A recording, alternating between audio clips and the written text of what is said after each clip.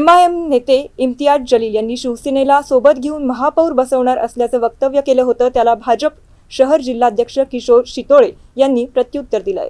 जलीलने भर दिवसा शेख चिल्लीचे स्वप्ने पाहायला काहीच हरकत नाही. आपल्याला माहित आहे की समाजाने छत्रपती संभाजीनगरने कमळाला बहुमत दिलेलं आहे आणि ते ज्यांचं नाव घेत आहेत ते उभाटाला हिंदुत्व सोडल्यामुळे जनतेने त्यांची कुठे जागा दाखवली हेही आपल्याला दिसलेलं आहे.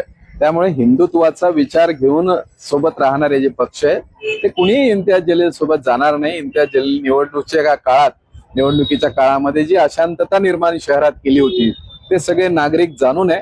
आम्हाला विकसित छत्रपती संभाजीनगर करायचंय, आम्हाला दंगलीचं शहर करायचं नाही. त्याच्यामुळे इम्तियाज जलील यांनी त्यांचा प्रयत्न करावा.